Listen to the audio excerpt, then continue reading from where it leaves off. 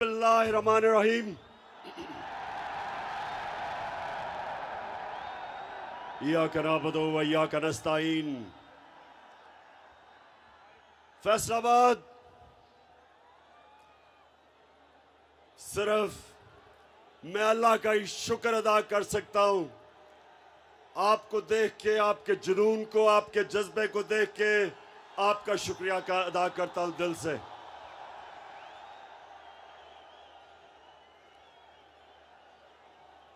फैसलाबाद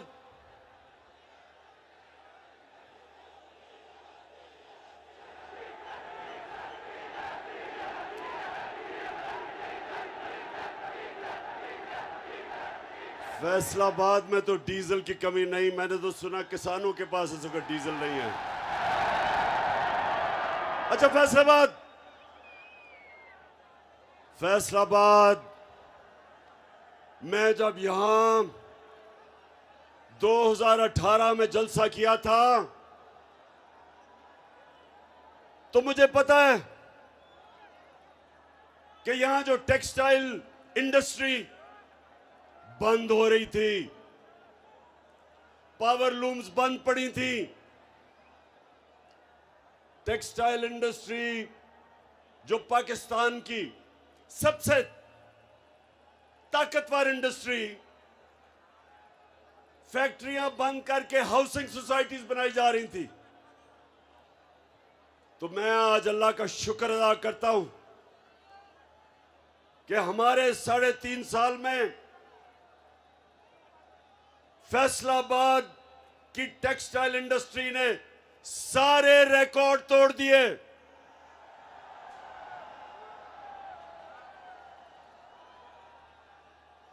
मुझे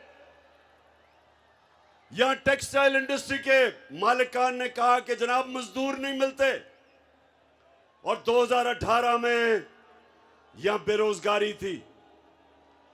तो मैं अल्लाह का शुक्र अदा करता हूं कि मुझे मौका मिला। मैंने इस मुल्क में रोजगार बढ़ाया, और सबसे बड़ा मसला एक मुल्क में बेरोजगारी होती है। तो मुझे फख्र है अपनी टीम पे कि हमने अपनी टेक्सटाइल इंडस्ट्री के लिए हर किस्म की सहूलत दी, और उन्होंने फिर पाकिस्तान को रिकॉर्ड एक्सपोर्ट्स दी। हमारी आज पाकिस्तान की तारीख में सबसे ज्यादा एक्सपोर्ट्स है। और फैसलाबाद याद रखें, मुल्क की दौलत में कभी इजाफा नहीं होता जब तक उसकी एक्सपोर्ट्स नहीं बढ़ती। तो इसलिए फैसलाबाद पाकिस्तान के लिए एक अहम शहर है। फैसलाबाद की तरक्की का मतलब पाकिस्तान की तरक्की। फैसलाबाद की खुशहाली का मतलब पाकिस्तान की खुशहाली। वैसे मैं आज खास तौर पे अपनी बहनों को खिराज तहसीन पेश करता हूं। इतनी तादाद में मैंने कभी आपको नहीं देखा, और इससे मुझे आपको, नौजवानों, आपको भी खिराज तहसीन आपको भी पेश करता हूं। मैं एक नया, वो पाकिस्तान अपनी आंखों के सामने बनता देख रहा हूं, जो वो पाकिस्तान बनने जा रहा है जो इल्लामा इकबाल की ख्वाब थी और जो कायदे आजम की जद्दोजहद से बना था।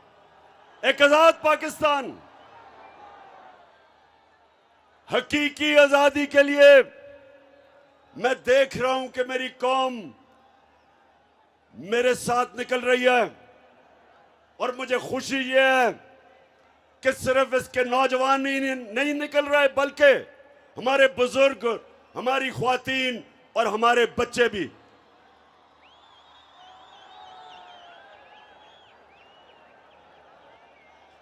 तो फैसलाबाद, सवाल आपसे यह है कि क्या इस्लामाबाद की आपकी तैयारी है?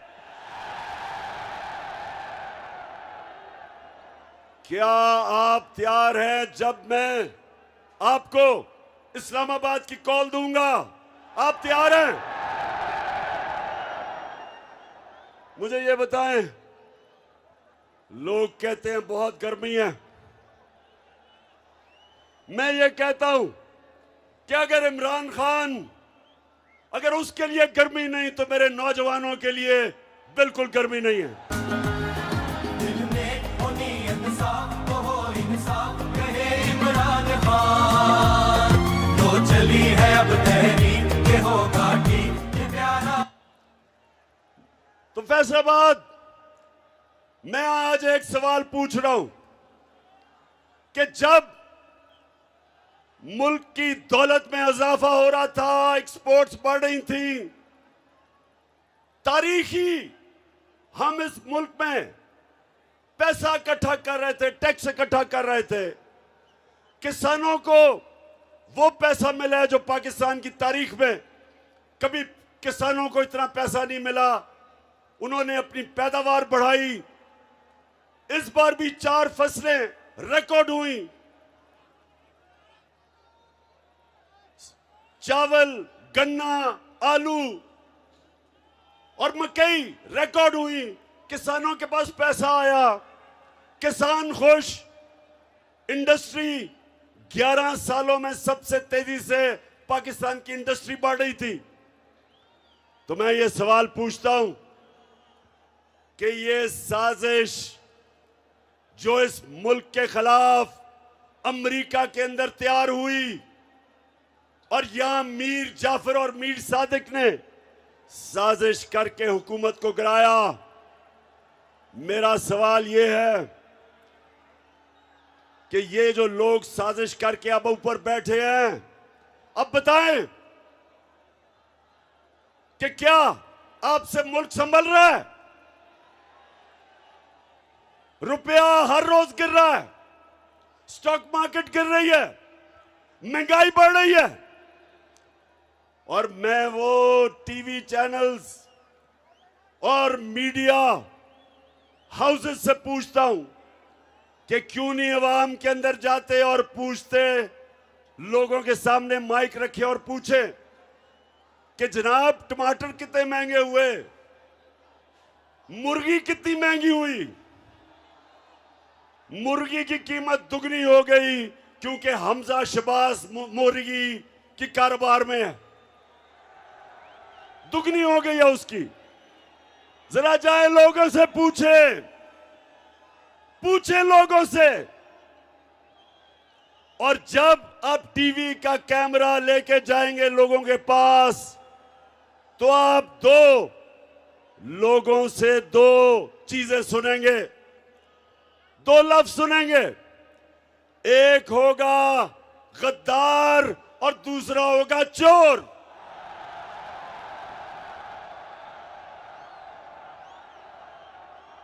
अब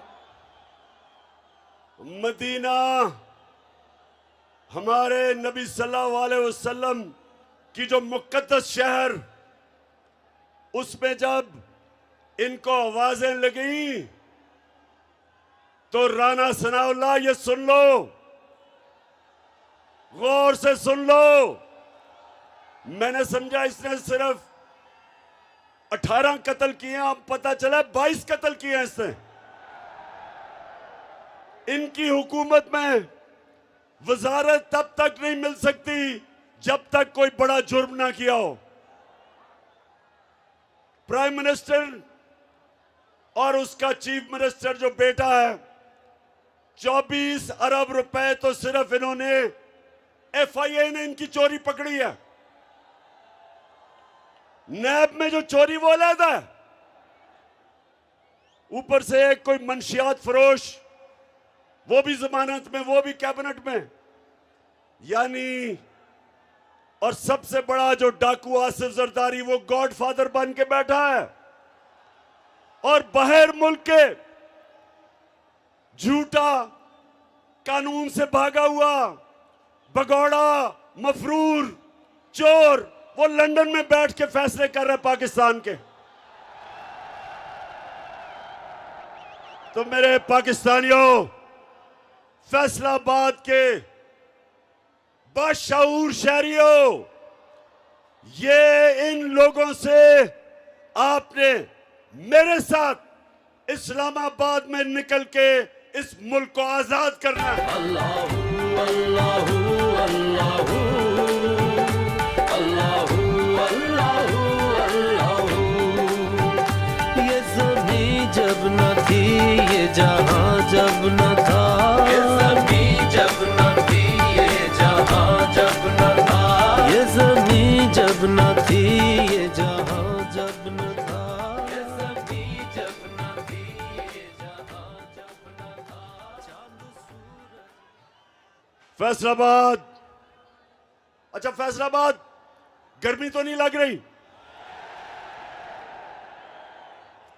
देखें, आपका कप्तान तो अपनी जिंदगी के कोई 20-25 साल धूप के अंदर क्रिकेट खेल के उसको तो गर्मी नहीं लगती, लेकिन मुझे आपकी फिक्र है थोड़ी सी। माशाल्लाह, ये कौम, ये जो पाकिस्तानी कौम है, अभी इसने अपने असल मुकाम पे पहुंचना है। हमारा नजरियाती लीडर इलामा इकबाल ने कहा था कि उस रिस्क से मौत अच्छी है जिस रिस्क से आती है परवाज में कोताही। फैसलाबाद इसका मतलब कि गुलामी से बेहतर मौत है।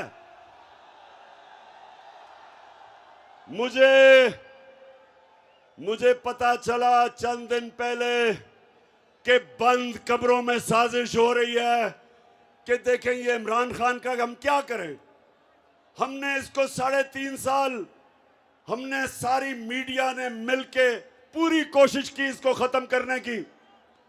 सबसे मुश्किल पाकिस्तान की तारीख के माशी हालात दिए, उसमें से भी निकल गया। फिर 100 साल में एक दफा इतना बड़ा बुरहान आता है जो कोरोना का था। हिंदुस्तान में तबाही आ गई, 55 लाख लोग वहां मर गए कोरोना से, माइशत उनकी बैठ गई। उन्होंने सोचा कि इसमें से तो नहीं बचेगा। अल्लाह का करम है कि उससे भी हम निकल गए, बल्कि दुनिया तारीफ कर रही थी पाकिस्तान की कि वो मुल्क है जिसने सबसे बेहतरीन तरीके से कोरोना के अजाब से निकला, अपने लोगों को भी बचाया, अपनी माइशत को भी बचाया, अपनी इंडस्ट्री को भी बचाया, अपने मजदूरों को भी बचाया, अस्पतालों को भी। कहीं वो वक्त नहीं आया कि हमारे अस्पताल भर गए। और जब वहां से भी निकल गया, फिर माशियत भी ऊपर जाने लगी, इंडस्ट्री भी चल पड़ी, कंस्ट्रक्शन इंडस्ट्री भी चल पड़ी, किसानों के पास भी पैसा आ गया। तो फिर उन्होंने साजिश करके गवर्नमेंट गिराई और उन्होंने सोचा कि जब गवर्नमेंट गिराएंगे इसकी, तो पाकिस्तान में तो जब भी गवर्नमेंट जाती है लोग मिठाइयां बांटते हैं। जब भी गवर्नमेंट गई है पाकिस्तान में मिठाइयां बांटी जाती हैं। तो उन्होंने देखा कि बजाय लोग मिठाइयां बांटने के, लोग तो सड़कों पे आ गए हैं।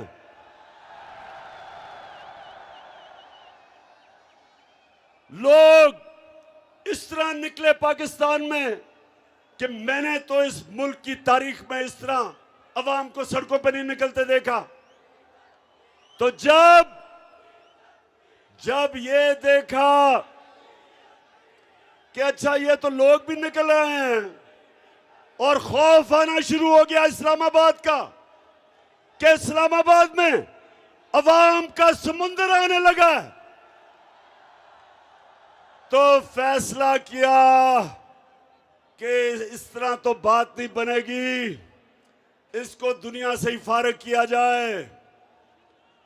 तो मैंने इसलिए फैसलाबाद के लोगों और मेरे पाकिस्तानी कौम जो देख रही है, मैंने इसलिए एक वीडियो रिकॉर्ड किया।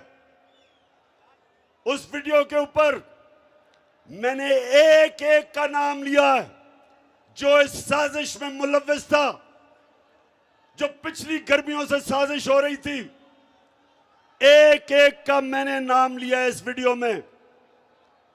और मैंने ये क्यों किया? क्योंकि मुझे पता है पाकिस्तान की तारीख, कभी भी इस मुल्क में ताकतवर मुजरिम को नहीं पकड़ा जाता। लियाकत अली खान के पीछे, कत्ल के पीछे कौन था? कभी नहीं कोई पकड़ा गया। जुल्फिकार अली भुट्टो का जो जुडिशियल मर्डर हुआ, किसी को सजा नहीं मिली। जियाउल हक का जहाज जो गिराया गया, किसी को नहीं पता चला। इसलिए मैंने फैसला किया कि सारी मेरी कौम को पता चलना चाहिए कि इस साजिश के पीछे कौन था। डॉक्टर अलवी, पाकिस्तान के प्रेसिडेंट ने पाकिस्तान के चीफ जस्टिस को खत लिखा। उसने वो मुरासला बताया जिधर अमरीकी डोनाल्ड लू ने पाकिस्तान के सफीर को वॉशिंगटन में बुला के धमकी दी कि अगर इमरान खान को तुम नहीं निकालोगे, अदम एतमाद को कामयाब नहीं करोगे इसके खिलाफ, तो पाकिस्तान को मुश्किलों का सामना करना पड़ेगा। धमकी दी उसने। सोचें, 22 करोड़ का पाकिस्तान का मुंतखब प्राइम मिनिस्टर और एक हमारे एम्बेसडर को धमकी देता है कि अपने प्राइम मिनिस्टर को अगर तुम नहीं निकालोगे, जो साजिश थी अदम एतमाद की, तो पाकिस्तान को मुश्किलों का सामना करना पड़ेगा। और फिर कहता है कि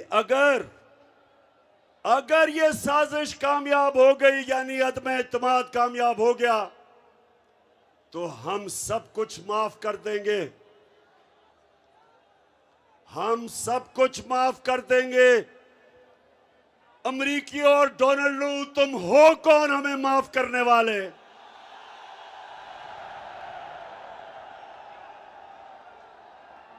तुम्हें शर्म आनी चाहिए कि वो कौम जो नबी सल्लल्लाहु अलैहि वसल्लम की उम्मत है, जिस कौम के बनने के वक्त नारा था कि पाकिस्तान का मतलब क्या, ला इलाहा इल्लल्लाह। हमारा अल्लाह से वादा है, जब हम दावा करते हैं, कलमा पढ़ते हैं, हम ऊपर वाले से वादा करते हैं कि अल्लाह तेरे सिवा हम किसी को खुदा नहीं मानते, कोई नहीं है खुदा सिवाय अल्लाह के। हम फैसलाबाद, फिर से सुन लो,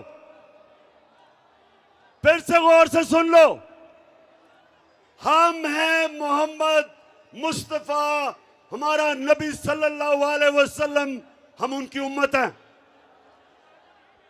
हमारे अजीम लीडर ने हमें आज से 1500 साल पहले बता दिया था कि मुसलमान किसी के सामने नहीं झुकता।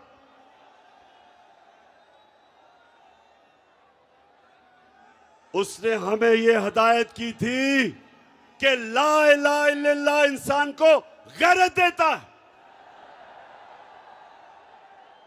एक छोटे से इंसान को बड़ा इंसान बना देता है। ला इलाहा इल्लल्लाह इंसान की वो जंजीरें तोड़ता है जो इंसान को बड़ा इंसान बनने से रोकती हैं। खौफ की जंजीरें तोड़ती हैं।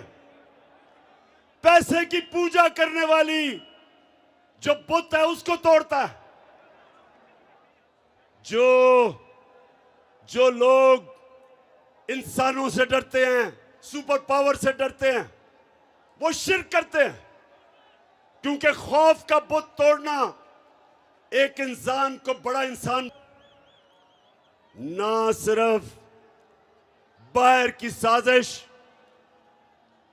और अंदर के मीर जाफर और मीर सादिक की वजह से चोरों की हुकूमत हमारे ऊपर मुसल्लत की गई। फैसलाबाद, क्या इन डाकुओं की हुकूमत को आप तस्लीम करते हो? इंपोर्टेड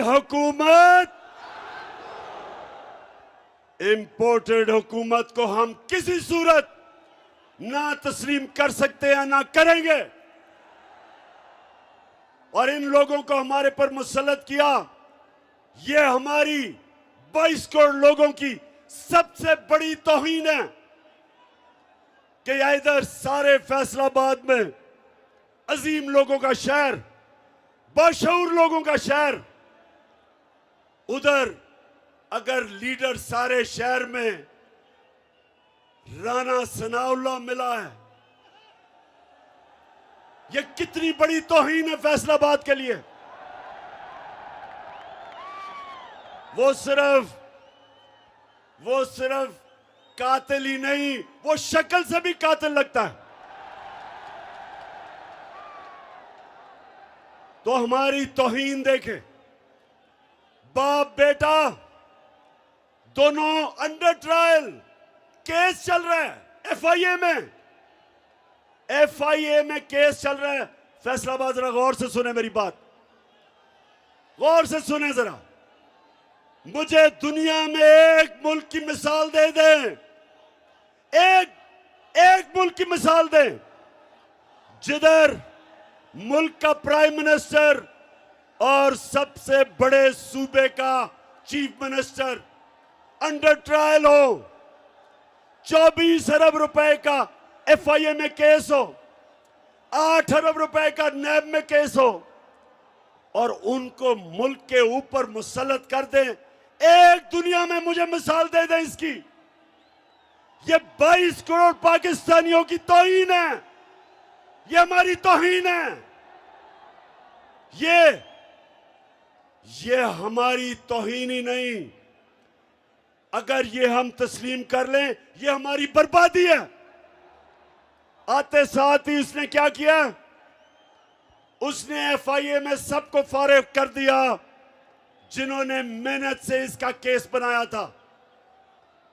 और जो 2 तफ्तीश करने वाले ऑफिसर थे, सुने फैसलाबाद,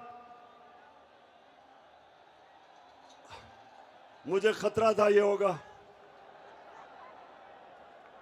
तो जो 2 तफ्तीश करने वाले एफआईए के ऑफिसर,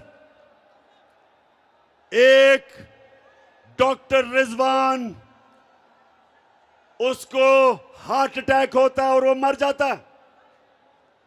फैसलाबाद, जरा गौर से मेरी बात सुने।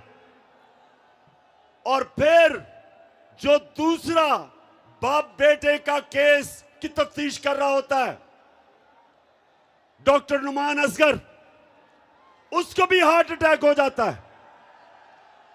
मैं आज फिर बड़ी आजिज़ी से अपने सुप्रीम कोर्ट को कहता हूं कि सो मोटो एक्शन ले इसके ऊपर।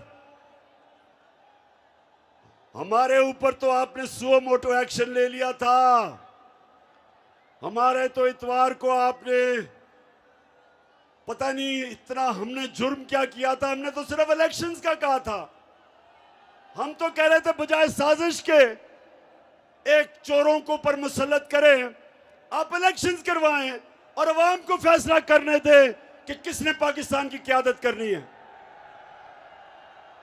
लेकिन आपने सुओ मोटो एक्शन ले लिया था। तो मैं बड़ी आजिज़ी से कहता हूं, अपने सुप्रीम कोर्ट को आजिज़ी से कहता हूं कि एफआईए के ऊपर एक्शन ले, सुओ मोटो एक्शन ले, पता चलवाए कि डॉक्टर रिजवान को हार्ट अटैक कैसे हुआ, और ये जो दूसरा नुमान असगर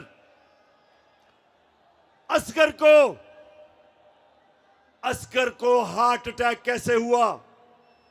मैं आपके साथ सामने इंशाल्लाह वो जहर का बताऊंगा जो अगर खाने में डाल दें तो इंसान को हार्ट अटैक होता है।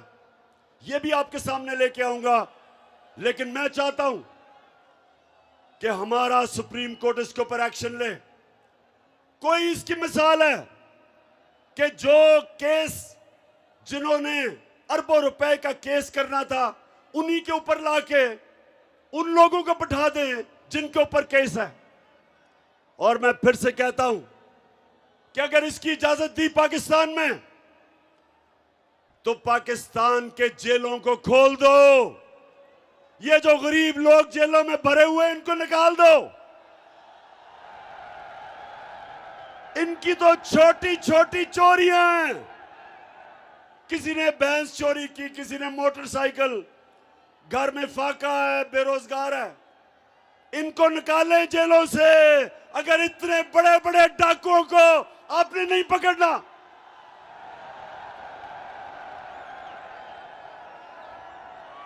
इसीलिए फैसलाबाद, इसलिए मैंने टेप रिकॉर्ड करवाया, अपना वीडियो रिकॉर्ड करवाया, क्योंकि मुझे पता है कि ताकतवर को पाकिस्तान की तारीख में 75 साल तारीख ये बताती है कि ताकतवर को हमारा इंसाफ का निजाम, ताकतवर मुजरिम को नहीं पकड़ सकता। इसलिए मैं अपनी अवाम के ऊपर छोड़ूंगा कि अगर मुझे कुछ हुआ तो पाकिस्तान की अवाम, आपने मुझे इंसाफ दिलवाना है।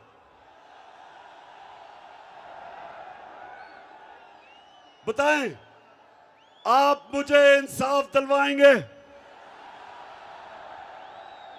आपने मेरे से आज 2 वादे करने।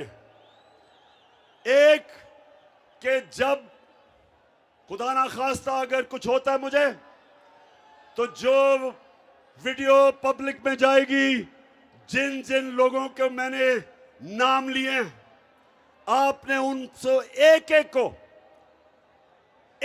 को इंसाफ के कटहरे में खड़ा करना है। इससे क्या होगा? इससे यह होगा कि पाकिस्तान की तारीख में पहली दफा ताकतवर कानून के नीचे आएगा। मेरे नबी सल्लल्लाहु अलैहि वसल्लम ने आज से 1500 साल पहले कहा था, फैसलाबाद, आज से 1500 साल पहले उन्होंने कहा था कि कौमें तबाह तब होती हैं जब छोटा चोर जेल में जाता है और बड़े डाकू को वो रियासत नहीं पकड़ सकती, उसको कानून के नीचे नहीं ला सकती, वो इंसाफ नहीं कर सकती। जो कौमें इंसाफ नहीं कर सकती तबाह हो जाती है। इसलिए मैंने आप सबको कहा है कि जब आप वो वीडियो कैसेट देखेंगे, आपने सबने मुझे और इस मुल्क को इंसाफ दिलवाना है। दिलवाओगे? और दूसरा, आपने वादा करना मेरे से, आपने मेरे से यह वादा करना है कि आप हो मेरे नबी सल्लल्लाहु अलैहि वसल्लम की उम्मत, दुनिया के सबसे अजीम लीडर। आपने कभी भी किसी किस्म की गुलामी कबूल नहीं करनी। जब वो आएगा इमरान, सबकी जान बढ़ेगी, सितों की शान बनेगा नया पाकिस्तान। जब वो आएगा इमरान, सबकी जान बढ़ेगी, सितों की शान बनेगा नया पाकिस्तान। तो मेरे पाकिस्तानियों, मेरे गयूर दिलेर पाकिस्तानियों, कभी एक और वादा करना है, आपने कभी किसी उस पार्टी को वोट नहीं देनी जिनके लीडरों का पैसा मुल्क से बाहर पड़ा हो। जब भी किसी पार्टी के लीडर का पैसा, जायदाद उसके महलात, उसके ऑफशोर अकाउंट्स मुल्क से बाहर होंगे, वो कभी आपके मफादात की हिफाजत नहीं कर सकेगा। वो अपने पैसे की गुलामी करेगा, और पैसा अगर जिन मुल्कों में पड़ा है उन मुल्कों की गुलामी करेगा। बिलावल को ये जो नया फॉरेन मिनिस्टर बना है, ये जब अमेरिकनों को मिलने जाएगा, पाकिस्तानियों सुनो, तो वो जब मिलेंगे, जब भी मैं किसी भी प्राइम मिनिस्टर होके किसी मुल्क के सरबराह या वजीर से मिलता हूं, तो पहले मुझे सारा उसके ऊपर उसका बायोडेटा मिलता है, उसकी सारी हिस्ट्री मिलती है कि उसने क्या किया, क्या काम करता है, माजी में क्या किया, सारा कुछ पहले मेरे पास आता है। तो जब बिलावल मिलने जाएगा ब्लिंकन को, तो उसके पास पता होगा कि किधर किधर जरदारी के और बिलावल के बाहर बैंक अकाउंट्स पड़े हैं, किधर किधर पैसा पड़ा है, किधर किधर इनकी जायदादें हैं। तो ये आपकी मफादात की हिफाजत नहीं करेंगे, क्योंकि उनको खौफ होगा कि अगर हमने नाराज कर दिया अपने आकाओं को तो हमारा पैसा चला जाएगा। ना ही नवाज शरीफ मुंह खोल सकता है, उसके पैसे बैंकों में, लंदन में, प्रॉपर्टीज में पड़े हुए हैं, वो कभी उनको नाराज नहीं करेगा। और शहबाज शरीफ का तो आपको पता है कि बड़ा भाई फौज को बुरा भला कहता है, और छोटा भाई जो भी बूट देखता पॉलिश करने शुरू कर देता है।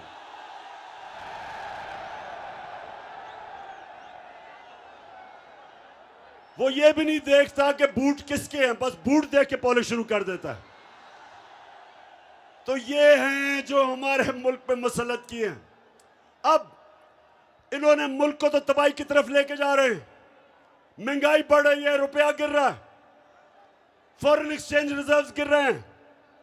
अब ये जाएंगे अमेरिका के पास और सियाल फैसलाबाद सुन लो, अमेरिका के पास जाके कहेंगे कि खुदा के वास्ते हमें बचा लो, कहेंगे कि हमें खुदा के वास्ते पैसे दे दो, नहीं तो इमरान खान वापस आ जाएगा। मेरे से डराएंगे उनको कि खुदा के वास्ते हमारी मदद करो, हमारा दिवालिया निकल गया। तो जब अमेरिकन अगर इनकी मदद करेंगे तो फैसलाबाद सुन लो मेरी बात, कभी भी अमेरिकी मदद नहीं करेंगे जब तक वो इनके गले में जंजीर पूरी तरह टाइट करके नहीं डालेंगे। वो उनको कहेंगे कि पहले तो हिंदुस्तान के साथ दोस्ती नहीं, गुलामी करो, कश्मीर को भूल जाओ, फलस्तीनियों के लिए मुंह ना खोलो, जो मर्जी इसराइल करे फलस्तीनियों से चुप करो।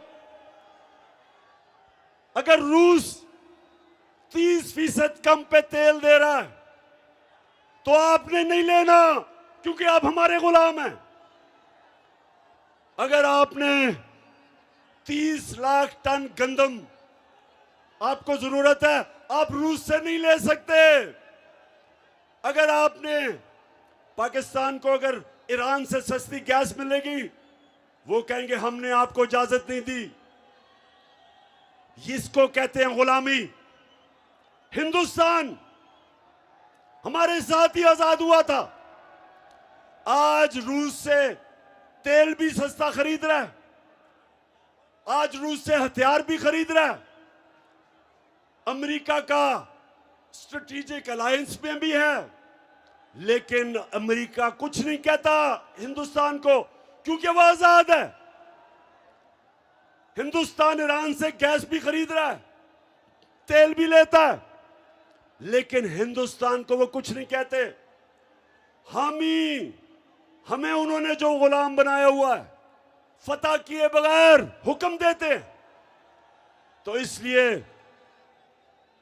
इसलिए मेरे पाकिस्तानियों, ये आपने मेरे साथ इस्लामाबाद इसलिए निकलना है कि हमने अमेरिका के गुलामों को कभी कबूल नहीं करना। इंशाल्लाह इंशाल्लाह इंशाल्लाह इंशाल्लाह नया पाकिस्तान नया पाकिस्तान नया पाकिस्तान नया पाकिस्तान। फैसलाबाद फैसलाबाद आपको पता है कि इलामा इकबाल ने अपनी जो शायरी में हिंदुस्तान के मुसलमानों को गुलामी से निकालने के लिए कितनी कोशिश की। इसलिए उन्होंने कहा कि उस रिस्क से मौत अच्छी है जिस रिस्क से आती है परवाज में कुताई। मौलाना रूमी ने क्या कहा? उन्होंने कहा कि जब अल्लाह ने आपको पर दिए, आप अल्लाह की सबसे अजीम मखलूक है, अशरफुल मखलूकात, तो जब आपको अल्लाह ने पर दिए, क्यों जमीन पे चूंटियों की तरह रेंग रहे हो? क्योंकि गुलाम की कोई परवाज नहीं होती, गुलाम जमीन पे होता है। इकबाल का शाहीन अपनी जंजीरें तोड़ के ऊपर जाता है। हमें अपनी परवाज के लिए हकीकी आजादी चाहिए। हमें ला इलाहा इल्लल्लाह को अपने दिलों में डालना है। हमें फैसलाबाद के गयूर लोगों, हमें इन गुलामों से आजादी लेनी है। और मैं आपको यकीन दिलाता हूं कि हम एक कौम बनने जा रहे हैं। सारी कौम इकट्ठी हो गई है इन चोरों के खिलाफ, इन गुलामों के खिलाफ। ये कौम कुछ भी कर सकती है। ये पैसे इकट्ठे करके कर्जे अपने वापस कर सकती है। तब्दीली आ नहीं रही, तब्दीली आ गई है। अब कोई हिम्मत ना हारो, तब्दीली आ गई है यारो। चाहे मुश्किलें हजारों, तब्दीली। जब एक कौम बन जाती है, जो हमारे नबी सल्लल्लाहु अलैहि वसल्लम ने मदीना में हमारे लिए मिसाल दी, इसलिए अल्लाह ने कहा कि अपने नबी के कदमों पे, सुन्नत पे चलो। और मेरे पाकिस्तानियों, मैंने अपने 3.5 साल में जो मुझे सबसे ज्यादा फख्र है कि मैंने जो मेरे नबी सल्लल्लाहु अलैहि वसल्लम की शान में गुस्ताखी करते थे, मैंने यूनाइटेड नेशंस में उठाया, ओआईसी में उठाया, और मैं और हमारी जमात और मेरी गवर्नमेंट मुसलमानों की तारीख में, यूनाइटेड नेशंस की तारीख में वो पहली गवर्नमेंट है जिसने 15 मार्च को एंटी इस्लामोफोबिया का दिन बनाया यूनाइटेड नेशंस ने। मतलब क्या कि अब यूनाइटेड नेशंस ने यह फैसला किया है कि आजादी राय के आड़ लेके आप हमारे नबी सल्लल्लाहु अलैहि वसल्लम की शान में गुस्ताखी नहीं कर सकते। मुझे फख्र है कि मेरी हुकूमत थी, पहली हुकूमत थी वाहिद और मुसलमान हुकूमत, जिसने यूनाइटेड नेशंस में जो हमारे बार बार हमारे नबी सल्लल्लाहु अलैहि वसल्लम के शान में जब गुस्ताखी की जाती थी, तो ये पहली दफा हुआ है कि एक इंटरनेशनल बॉडी ने फैसला किया कि आप आजादी राय और या फ्रीडम ऑफ स्पीच के नाम पे ये नहीं कर सकते। तो मैं इसलिए आज आप सबके सामने फख्र कर रहा हूं कि हमारे नबी सल्लल्लाहु अलैहि वसल्लम ने उनकी जो सुन्नत है वो है हमारा जिंदगी का रास्ता, वो है हमारा रोड मैप। और उन्होंने हमें मदीना की रियासत में यह बताया कि अगर कौम ने ऊपर जाना है, अगर उसने एक अजीम कौम बनना है, तो उसको ला इलाहा इल्लल्लाह हकीकी तौर पे अपने दिल में लाना पड़ेगा, जंजीरें तोड़नी पड़ेंगी।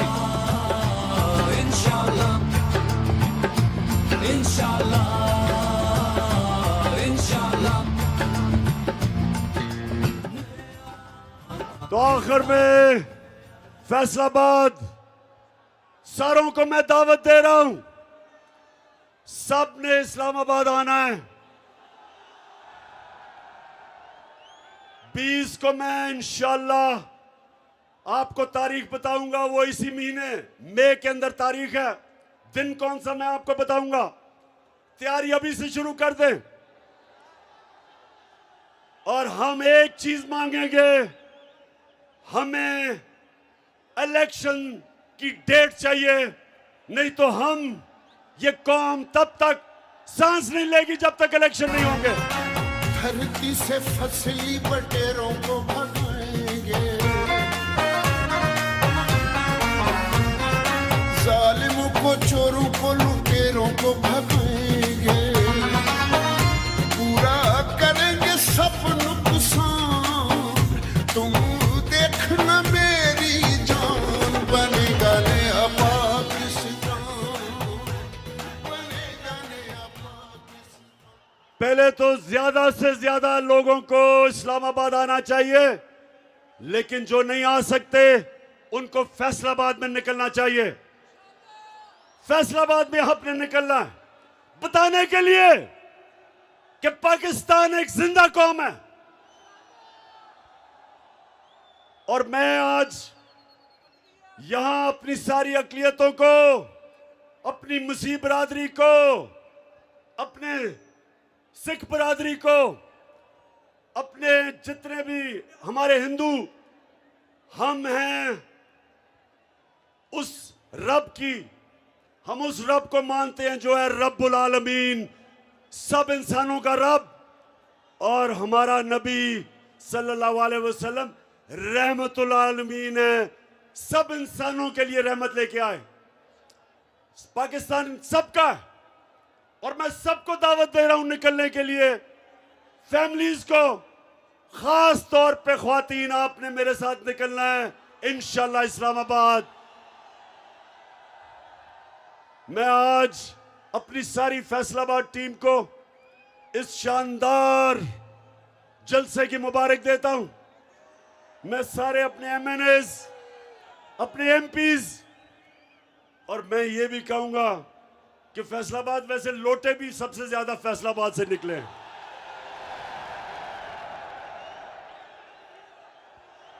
आपने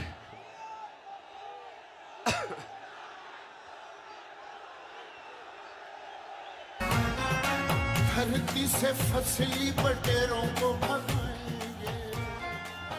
अच्छा फैसलाबाद, आखिरी आपने मेरे से आखिरी वादा करना है कि किसी भी, अगर कोई भी लोटा फैसलाबाद से जीत गया, मैं फैसलाबाद नहीं आऊंगा उसके बाद।